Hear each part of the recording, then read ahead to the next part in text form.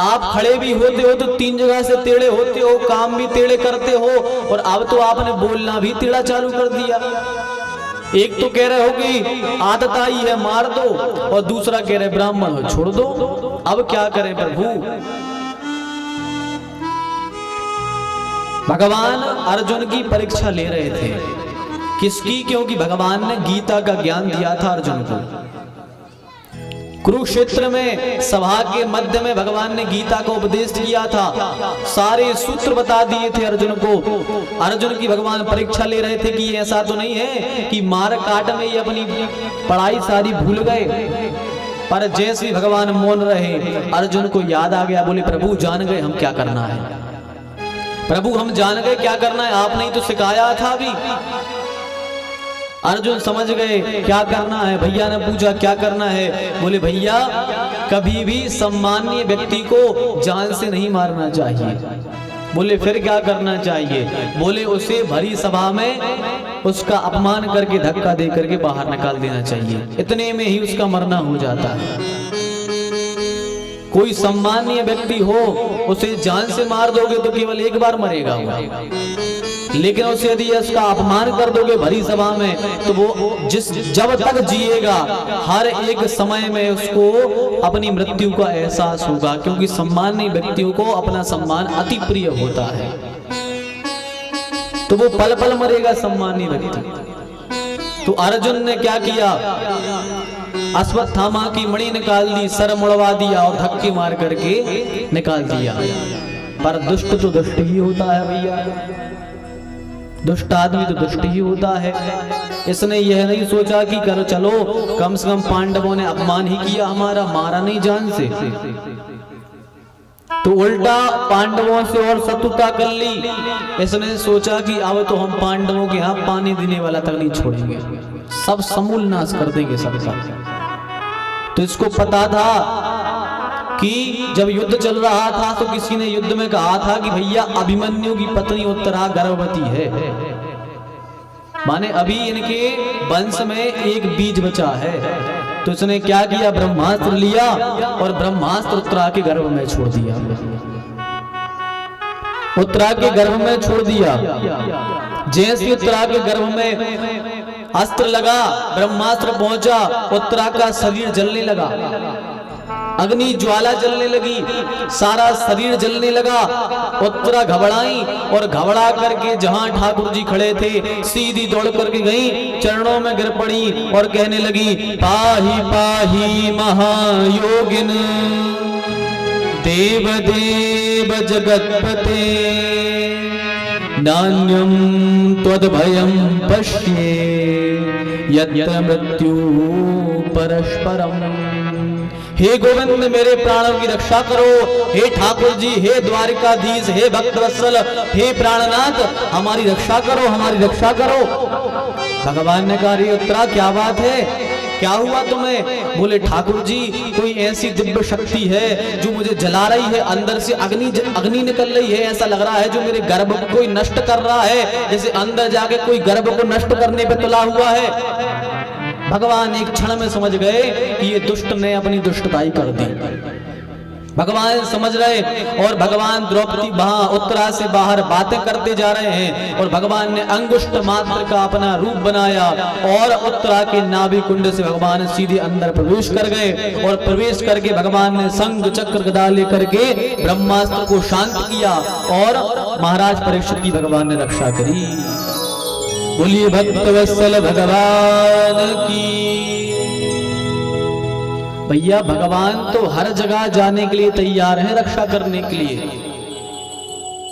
हम सबकी रक्षा केवल भगवान करते हैं, हम सबका पालन भगवान करते हैं, हम सबकी देख रेख भगवान करते हैं। हमें लगता जरूर है कि हमें माता पिता पाल रहे हैं, हमारे घर वाले हमारी रक्षा कर रहे हैं, हमें पाल रहे हैं, हमें ये पाल रहे हैं, हम इनकी उससे चल रहे हैं। कोई किसी को नहीं पालता है, भगवान परब्रह्म परमात्मा ही सबको पालते हैं।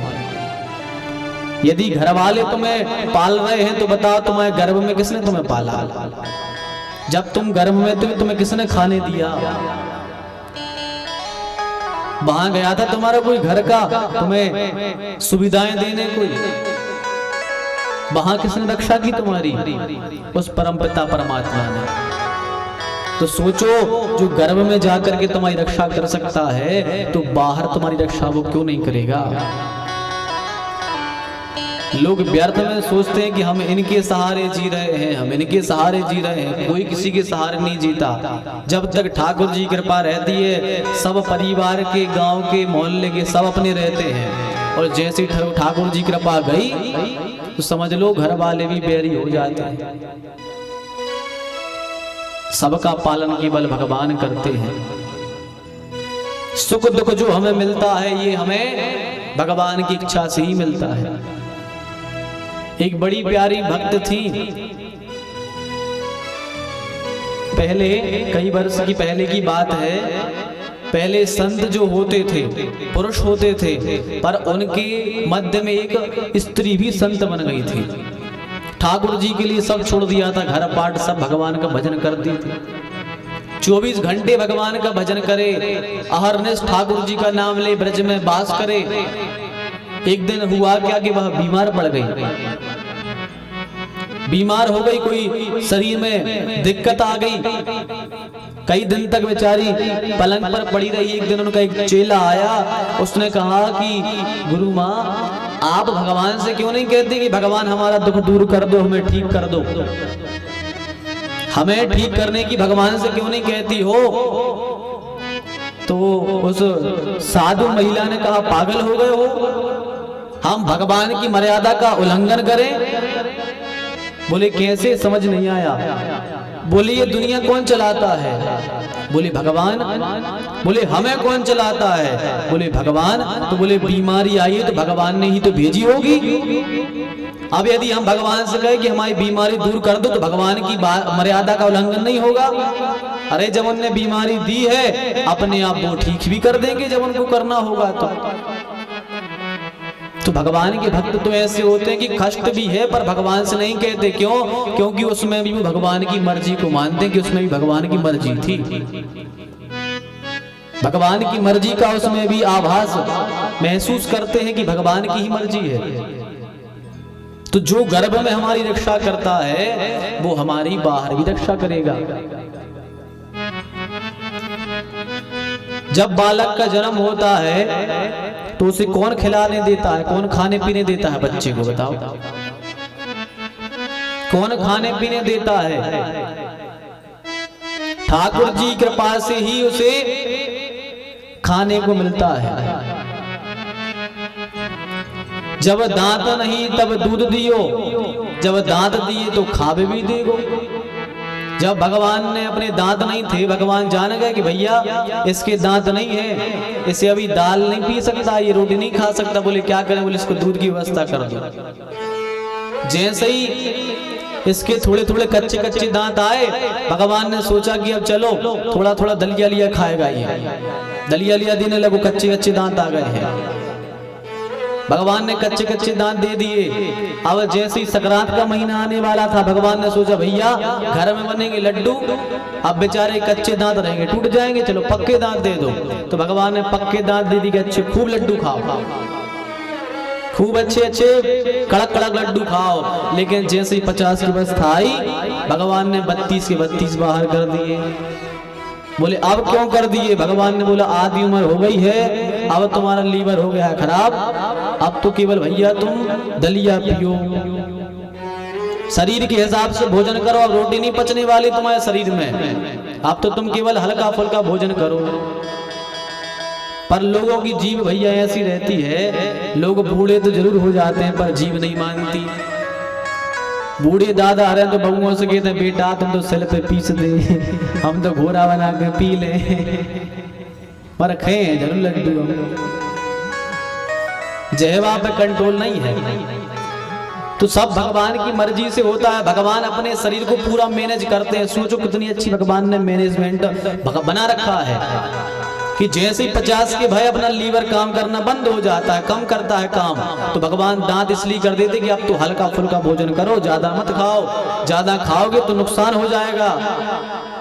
भगवान ने अपने शरीर को पूरा मैनेज करके रखा है, पर अपन सब सोचते हैं कि हमने मैनेज किया, हमारे घर वालों ने किया। अरे केवल चलाने वाले हैं तो केवल भगवान ही हैं, सब वही करते हैं। तो भगवान ने सोचो उत्तरा के गर्भ में जाके रक्षा की।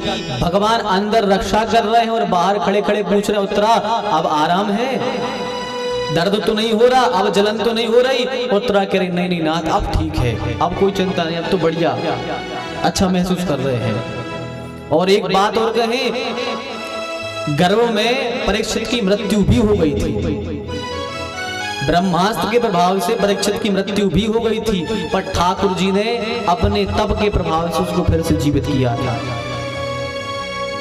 सोचो जिसके ऊपर ब्रह्मास्त्र चल जाए तो बचेगा क्या? जल गया था अंदर ही अंदर गर्भ, पर ठाकुर जी ने जाकर के परीक्षित को पुनः जीवित किया था। परीक्षित जैसा भक्त ना हुआ है ना होगा कभी। क्यों? क्योंकि जितने भी संसार में भक्त हुए हैं उनको तो भगवान मिले हैं, पर कब? जब वो जन्म लेके आए हैं, उनने तपस्या करी है तब मिले हैं। भगवान ध्रुव जी को भी मिले, लेकिन कब मिले? जब वो जंगल में जाके तपस्या करने गए। प्रहलाद जी को भी मिले कब? जब उन्होंने भगवान का भजन किया। पर बाहर परीक्षित कितने बड़े सौभाग्यशाली थे परीक्षित कि भगवान ने उनको गर्भ में ही जाके अपनी रक्षा कर दी उनकी और दर्शन दे दी भगवान ने गर्भ में ही। तो ऐसा कोई भक्त नहीं हुआ जिसको गर्भ में भगवान ने दर्शन दिए हो, केवल एक परीक्षित ही थे जिसको भगवान ने गर्भ में दर्शन दिए हैं। परीक्षित का नाम परीक्षित थोड़ी है, इनका नाम परीक्षित थोड़ी था, इनका नाम परीक्षित तो इसलिए रख दिया था